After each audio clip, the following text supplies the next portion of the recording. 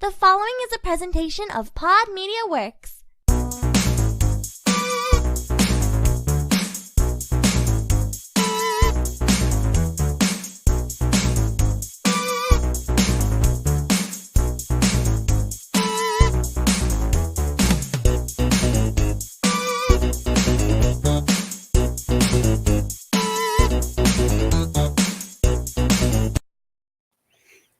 Hello, everybody, and once again, welcome to the Totally Rad Movie Podcast.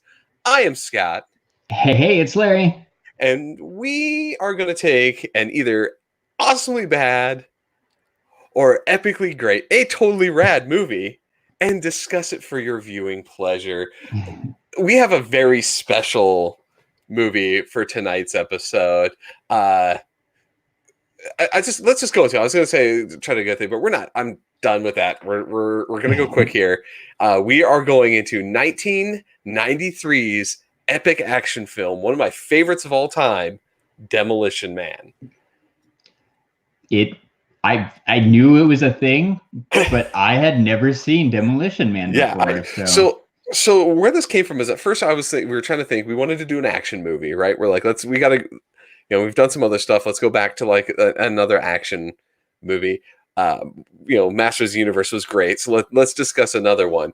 And I think we thought Judge Dredd, right? And then you said Judge Dredd, which also stars Sylvester Stallone. Stallone. And then you brought up that it was like, isn't that the one where he's like frozen or something like that? And I was like, no, that's Demolition Man. And that is 100% better of a movie. So yeah. I think I did the one with Wesley Snipes because I haven't seen Judge Dredd either. And you're like, no, that's Demolition Man. But that was a great choice. That is a good choice. So here we are. We're going to talk about that one tonight. So, Larry, because I love to torture you when you have not seen the movie going up into it, it is now up to Larry to describe to me what is the story of Demolition Man. So this one's kind of hard, man. Like Demolition Man is a mess. It's got a hard setup. Yeah, like I started it and then I had to ask you about it the next day before I could go finish the movie. But anyway, so Demolition Man. Basically, Wesley Snipes' character is a bad guy. He's like the baddest of bad guys. Sylvester Stallone is a cop, like a rogue cop who does what he wants and doesn't play by the rules. Whose nickname is the Demolition Man. Exactly. Yeah, right. He is the Demolition Man. So he's the guy they turn to get the baddest of bad guys. Basically, he's going after Wesley Snipes. They're in this burning building. Wesley Snipes killed a bunch of hostages. Sylvester Stallone didn't check to see if the hostages were dead before he blew up the building. Basically, he kind of gets wrongfully accused for killing all these people who died in the building when it collapsed because he caused it to collapse.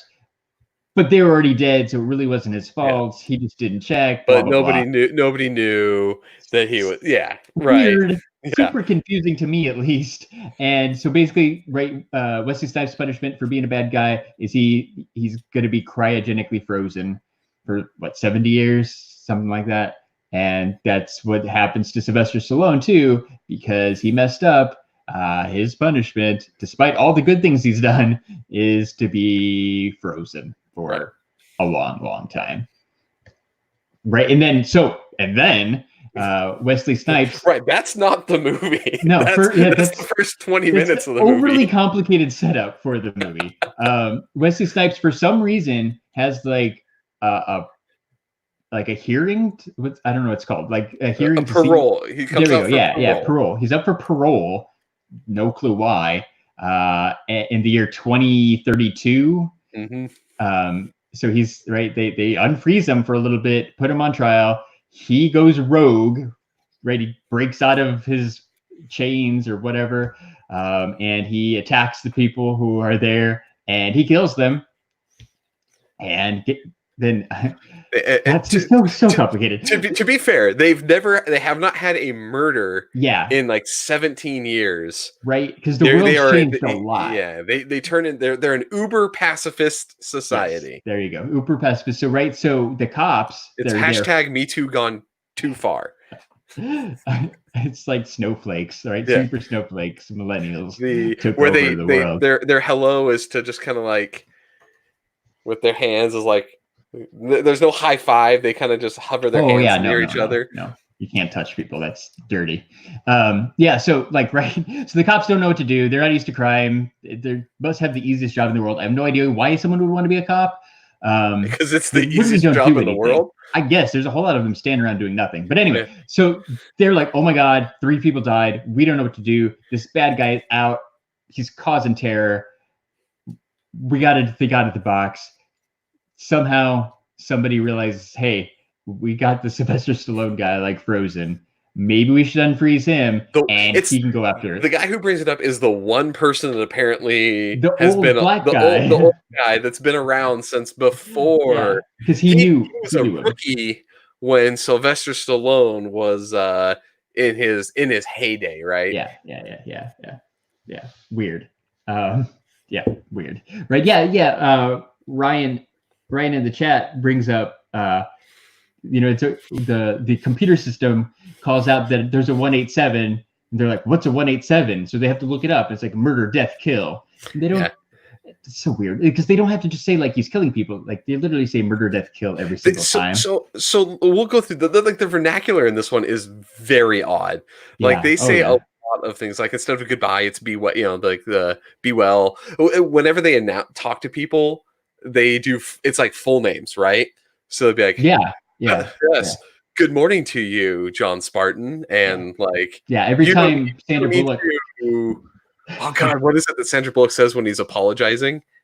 And he's like, you don't need to like unquantify your feelings or something like that. You're like, what are you talking about? We didn't even mention that Sandra Bullock's in this movie yet. Yes. So Sandra Bullock is the cop who's obsessed with the 1990s. Yeah. Kind of like us, actually. Yeah, I know, right? That was really good foreshadowing to what the future would be like. That, oh my God, people are going to be obsessed with the 20th century. Yeah.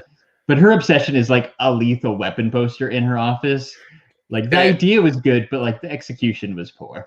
And like some toy guns and all those different things. Yeah. She had like an ET magnet in her apartment. Yeah. It could have been better. I have to call out Tyler because he says one of my favorite lines is Wesley Snipes is in the museum trying to get guns, and the guy that comes up and says, what seems to be what is your boggle, sir? Or whatever. You're like, what's his boggle? Yeah, it was good. It's whoever wrote this script, super creative. Yeah, like they did a damn good job with it. So let's get away with the story. You've told the story. Yeah, John Spartan now is unthawed and must contend with Wesley Snipes, right? Simon Phoenix, which I couldn't remember his first name. Phoenix. Yes. Phoenix. Yeah. Can I tell you, I love Wesley Snipes in this. Yeah. Like I love him in this because he's a little crazy. He went like full Nick Cage for this. Crazy, yeah. Like they let him go full Nick Cage for this, and I love him in his like just absolutely unhinged like character that he played. Like he did such a good job being like an absolute psycho, but like still an entertaining psycho to watch. I loved it. Yeah, he's got that creepy laugh throughout the whole thing. Yeah. He's got the Dennis Rodman haircut. So I'm pretty sure that Dennis Rodman did it because of Wesley Snipes in this movie. All right. Like if I had money, I would think that it was that way. I thought maybe, but I was too lazy to Google it and try to figure it out. But either way, right? Like that. Yeah, like that paved the way for Dennis Rodman and all his crazy hair colors in the late 90s. So I mean, pretty iconic when you think about it. Exactly. So we got to go into some of there's something in every movie. I have a weird random fact for you. Now, Larry, I know that you and I streamed this movie from the same place, and there's something that I noticed on here that we clearly watched there's two versions of this movie. Let's just put it out this way. For anyone who doesn't know, here's kind of the fact. Yeah, well, Jeremy's in the chat and he's throwing up taco emojis. What's that all about? So pizza emojis? Yes. So in the U.S., the winner of the franchise wars was Taco Bell. Right? That's all restaurants are now Taco Bell, and that it's a fancy restaurant now. They're in there singing jingles from the Jolly Green Giant. But in any movie outside of like the North America, they don't have Taco Bells. Taco Bell isn't a restaurant. So for anywhere else, it got dubbed over as Pizza Hut. And they redid all the signs to Pizza Hut signs. So on the version that you and I watched was like the international version because it was Pizza Hut. Yeah, Pizza Hut won the franchise wars. And let me tell you, man, I was so confused because the only thing I knew about this movie was that Taco Bell was the only restaurant left. And all of a sudden, they're sitting there talking about Pizza Hut. And I'm looking at Sandra Bullock, and I'm like, I swear she just mouthed Taco Bell. Yeah, it's but not I heard dubbed Pizza well. Hut. Yeah, they did not dub it well. Like it clearly is mouthed Taco Bell. Like unfortunately, the mouth movements for Taco Bell and Pizza Hut do not sync up in any way, shape, or form. Yeah. And Ed's in the chat, and he mentions how like Taco Bell did a pop-up at San Diego Comic-Con a couple years ago. That was they made the Taco Bell from this movie. Again, that's how I know about the Taco Bell. Right. It wasn't a Pizza Hut. I was so confused. I had to pause the movie and Google it, and then I heard what you just shared. Yes, so that was the other kind of fun fact. I have two alternative casts that were supposed to be here. If anybody wants to know, Sandra Bullock was not the original person to play. What's her name? Lenita Headley. I don't know. Huxley. Lenina Huxley.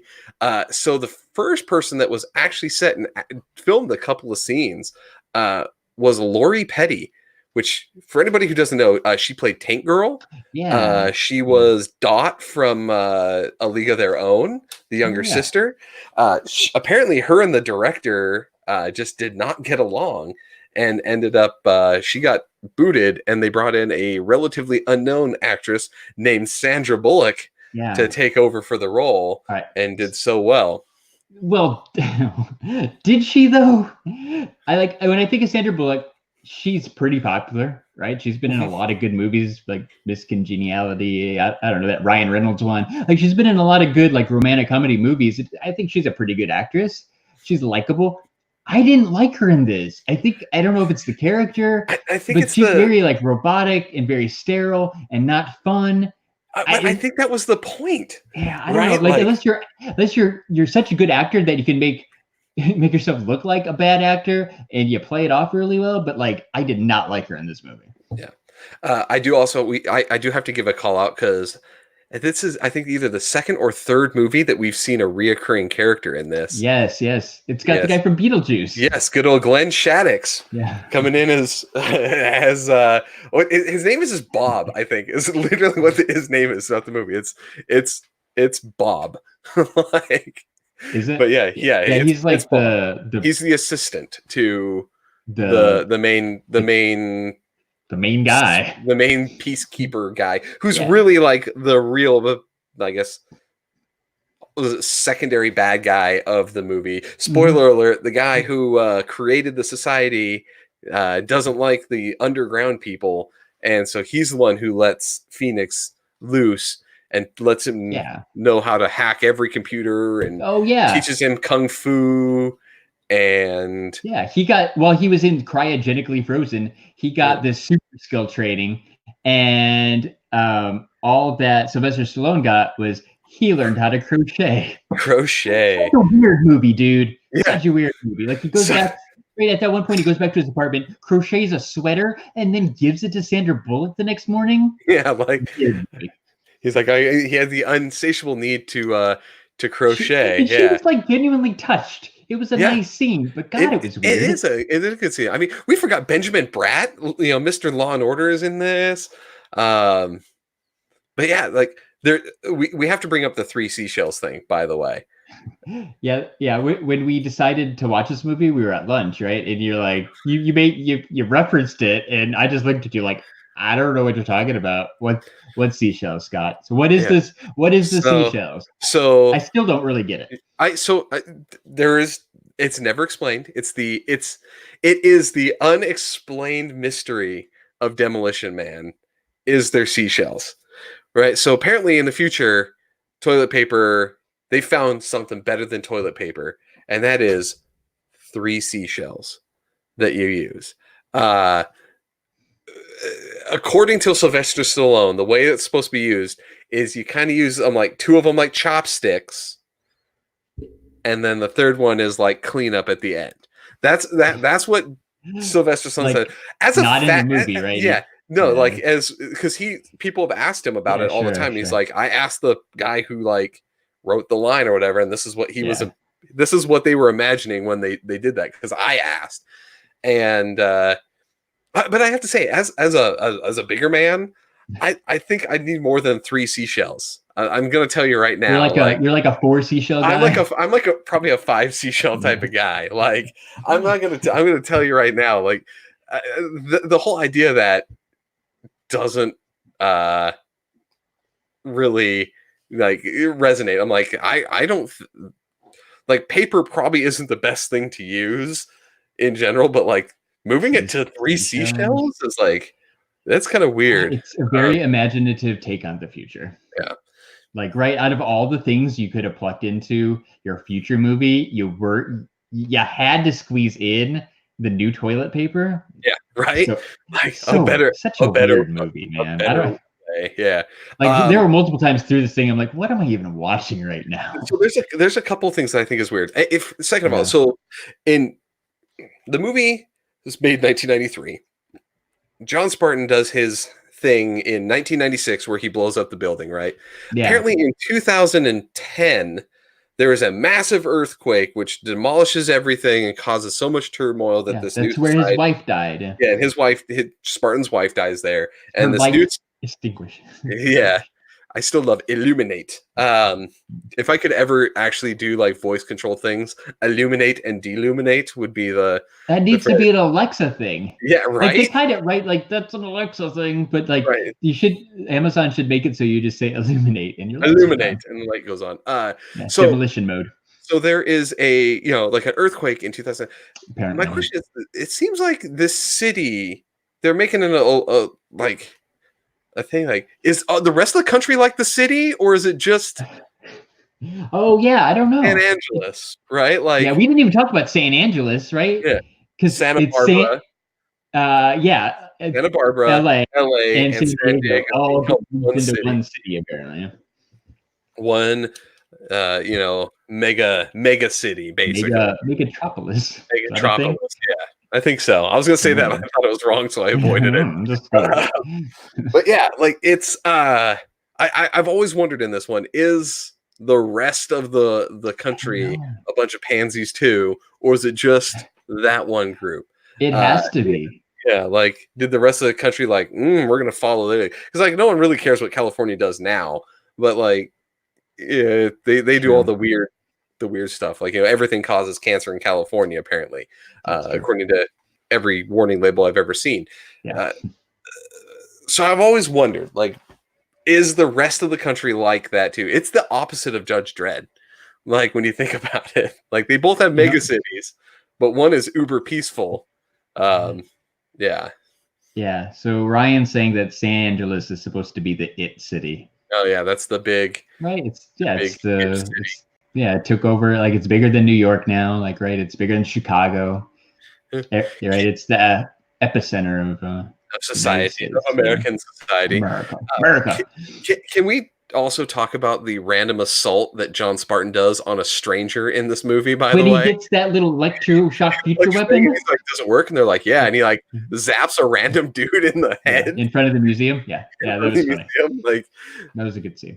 It's an amazing scene, but then you realize he's like, that wasn't a bad guy. That was just a dude that was like confused as to why he had to evacuate the museum, and he just got his ass electrocuted. Yeah, like it was the interesting thing.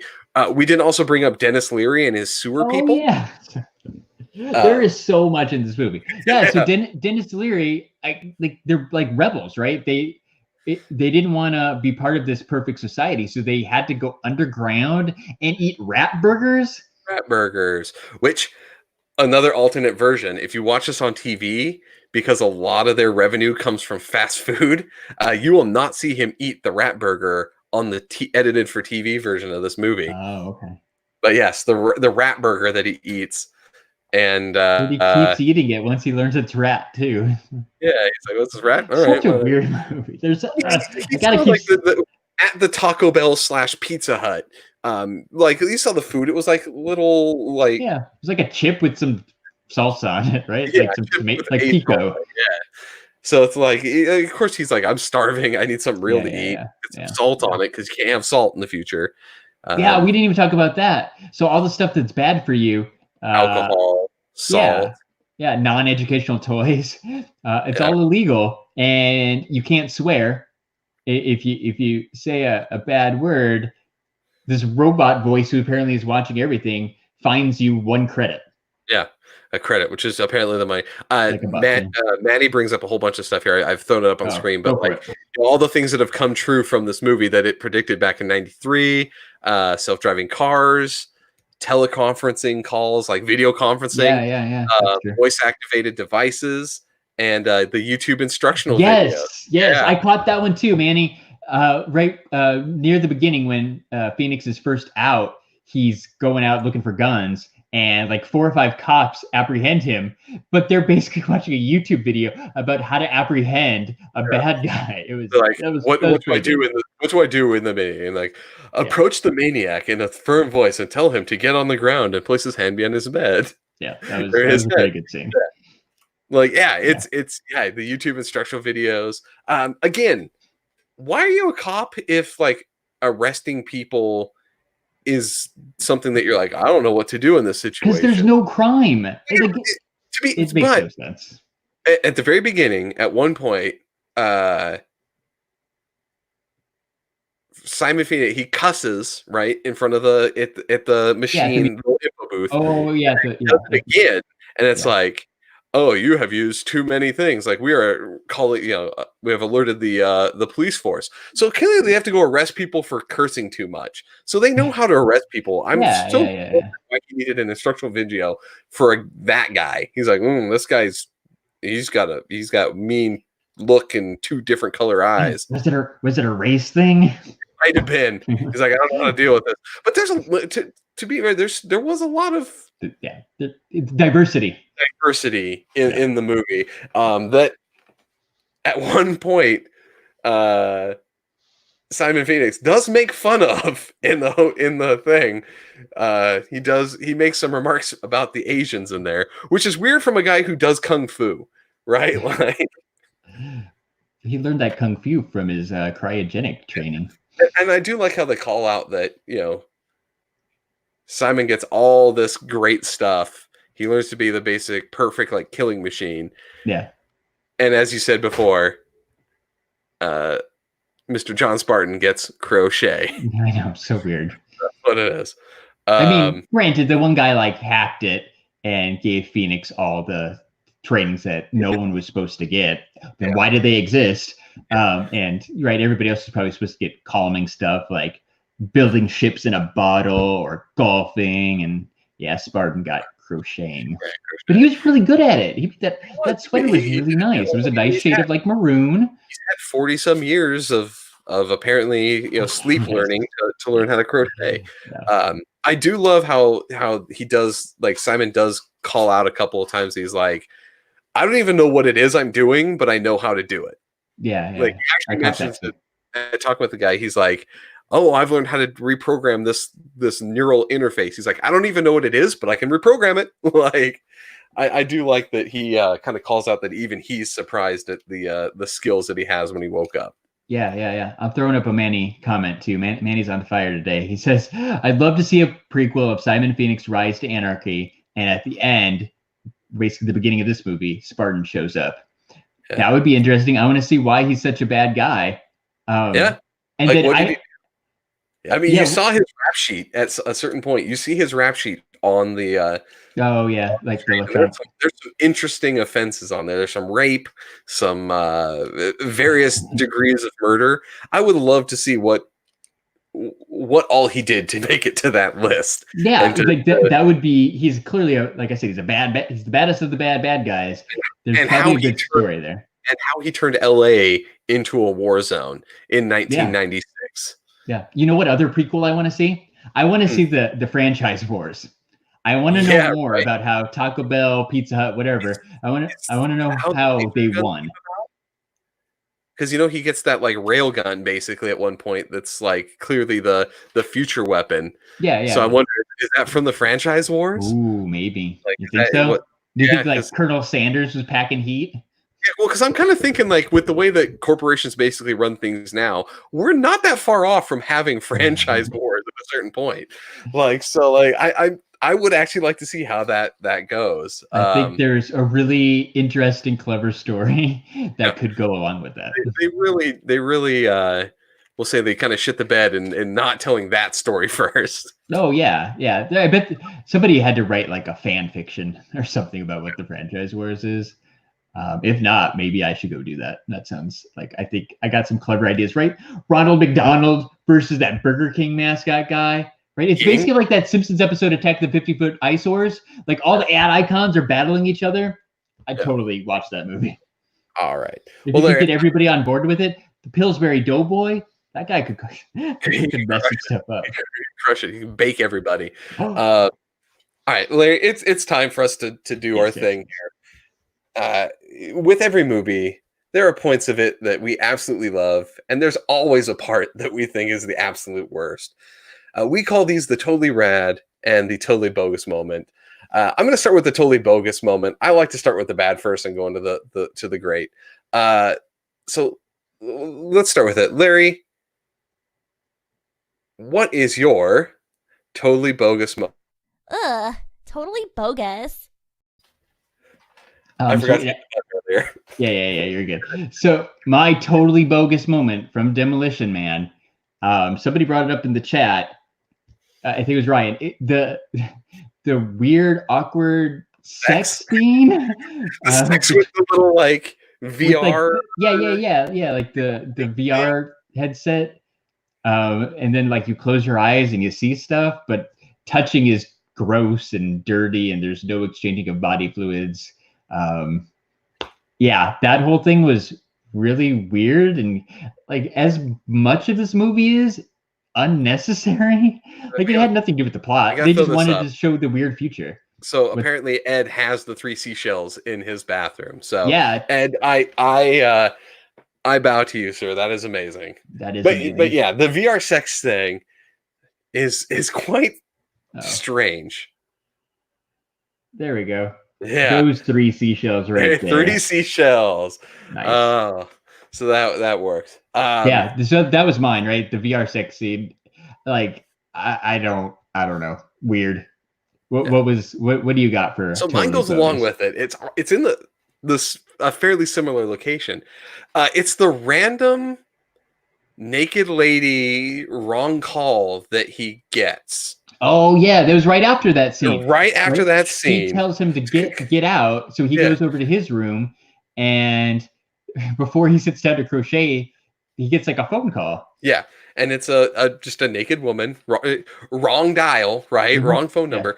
The reason why I think it's done is because you just got done with the weird VR AR sex thing, whatever that was. Yeah. You didn't need the gratuitous, like, we still have to show like a boob in the movie, right? One. Two, in this uber like technological world, how do you have wrong numbers? Like, if you have cars that can drive and are chipped to be like, I know exactly who, like, you're chipped. Yeah. And like everyone knows where you are at any given point of the day. You should know who you're calling. Like, there should be no way to get a wrong phone number. And he didn't have to answer. It just went straight on through. Right. Which also is a little strange that it pops up and he's like, the fuck? Like, what if he was like taking a shit? Like, there's a certain point at like, you're like, phones that just answer themselves are never a good thing. So you mean, what if he was using the 3 seashells? Yes. Or he was like, I'm going to try this like solo headset Solo thingy. VR. Solo VR thing. Get out. It's my time. Yeah. And as Ed says, maybe the domicile was like her ex's or whatever, and she was getting back in touch. Again, maybe. everything is so computerized. She should have been able to just figure out that the computer should have known that the guy she was calling was not in that room, and to route the phone to wherever it should have gone. There shouldn't be wrong numbers in this one. Like you said, just gratuitous naked lady. Yeah, it was just a gratuitous naked lady. They're like, we did the AR sex thing, but Sandra Bullock didn't want to show her boobs. We need some boobs. It's not a proper 90s action flick without a pair of boobs, I guess. So let's go ahead and just do a quick little flash of some boobs, and we'll checkbox everything to make it a guaranteed 90s action flick. Yeah, and you gotta bring in the 13-year-olds. You need those 13-year-old viewers. Right? I can tell you, as when this came out, and I was probably 10 at the time. Something like that. I saw that scene, I was like, "Oh shit! This is great." I didn't know that was in there. Rewind that. Mom, can we rent Demolition Man from Blockbuster again? I remember renting this with my grandpa, and he even told me, he was like, "Yeah, rewind that. That was quite good." So yeah, it's a great grandpa. But with this movie, I think there's more good than bad. So we're going to talk now. Let's talk about the totally rad moment. Like totally rad. And I'm going to go first. Okay, good. Because Larry, you mentioned it earlier, but there's a continuity thing that I appreciate very much in this movie. It's every time that somebody curses in this movie, there's a little machine that basically finds them.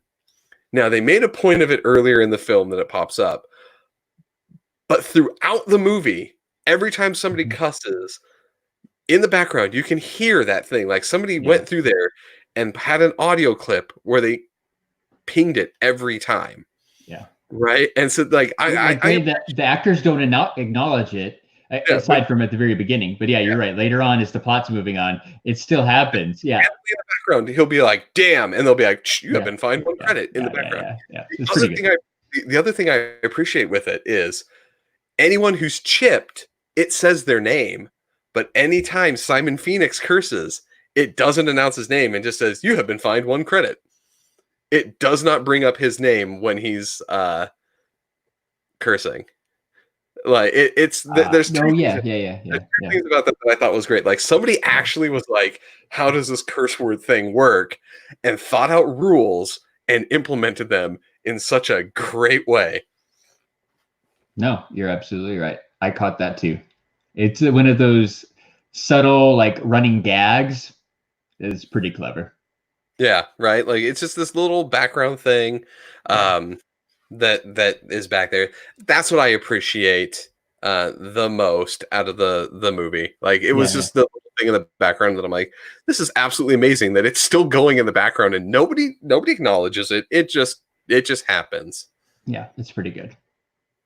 All right. Well, the chat figured out mine. So I think it was Manny said the best scene for me is Phoenix's parole scene. That was mine too, Manny. So that is my totally rad moment from Demolition Man. He knows the safe word, apparently. Yeah, he knew the word to unlock his shackles or whatever you want to call them, right, to get free. Then he beats the crap out of those guys, kills them. In order to get out, I think it's the judge or whoever's in charge. The warden. Warden, right. Yeah. He has to get his eye because it's like an eye scanner on the door. So he literally pokes his eye out, has it on like a pen, and uses that to get out. Like it's a clever scene. It's a bloody scene. It's pretty crazy. It kind of just shows how messed up that character is. That is definitely my totally rad moment from Demolition Man. So that one's good. I do have.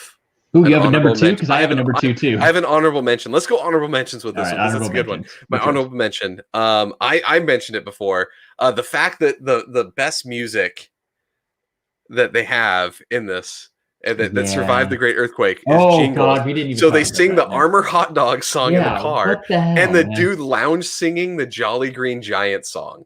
Like the fact that and they're just giddy that they're listening to old commercials from like the 60s is amazing. Yeah, right. Right. They turn on the oldie station and they're like, now coming up, the #1 requested song of the day. Armor You've Hot waited all day Dogs. for it. It's the Armor Hot Dog song. Like, what is the only reason I know the Armor Hot Dog song is because they sing it on an episode of The Simpsons. Yeah. And the reason I know the Armor Hot Dog song is because of Demolition Man. Yeah, okay. Same, right? Same with the Jolly Green Giant. Because when we were growing up, the Jolly Green Giant just did the ho ho ho. They did not have the whole. Yeah, I didn't know he had a song.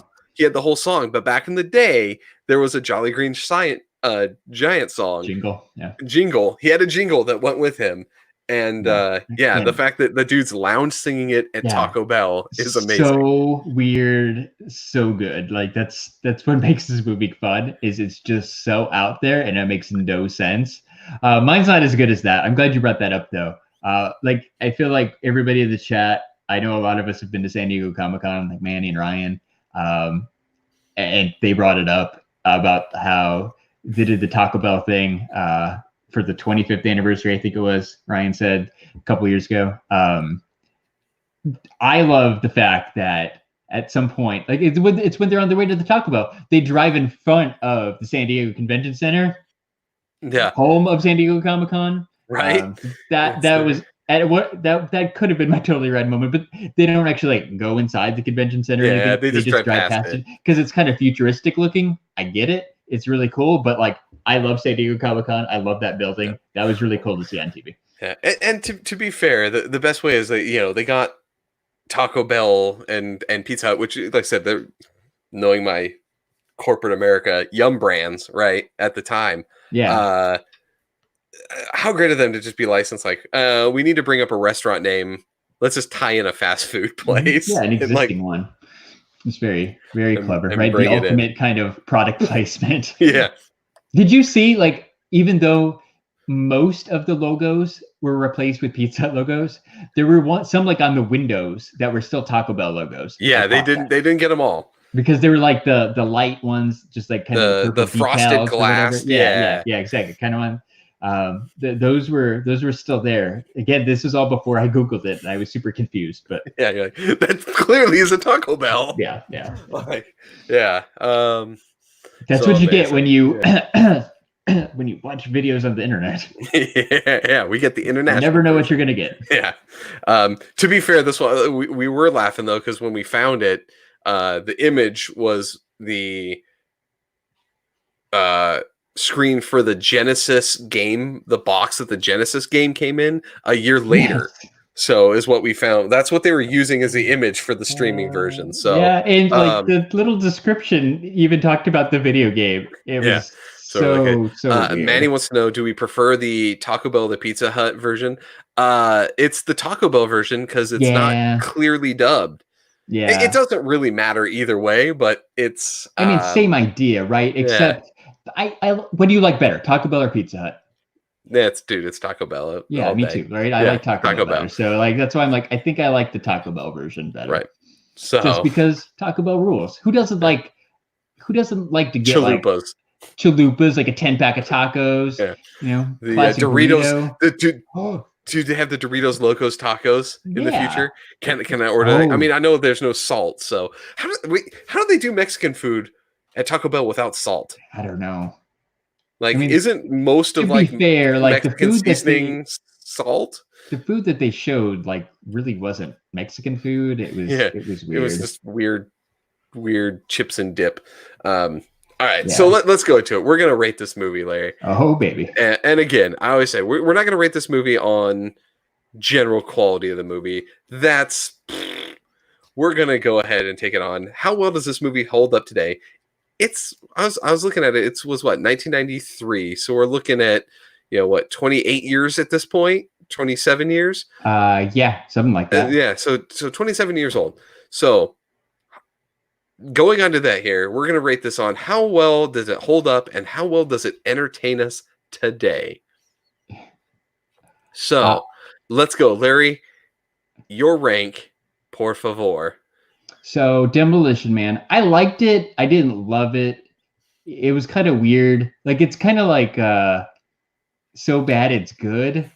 Like almost Troll 2 style, where like Yeah. this thing's such a mess and it's weird and quirky.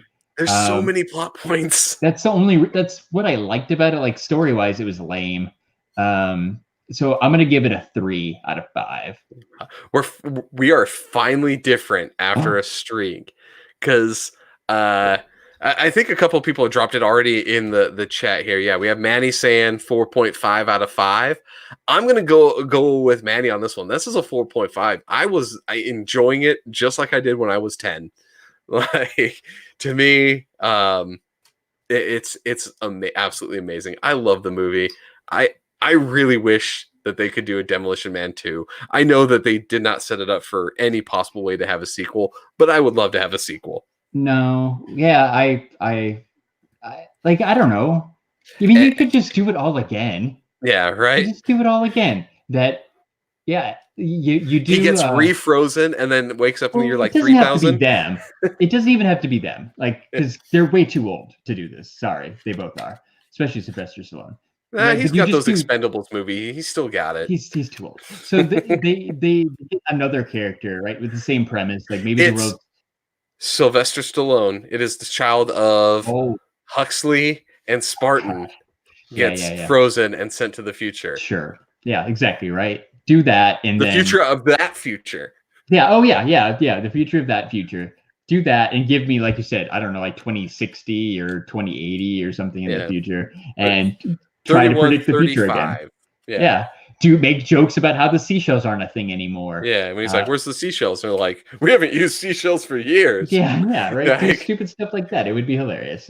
You have Rob Schneider back again, being like, "This guy doesn't know how to use the laser." Yeah, he looks about the same. Yeah, that would be awesome. You could definitely bring him back.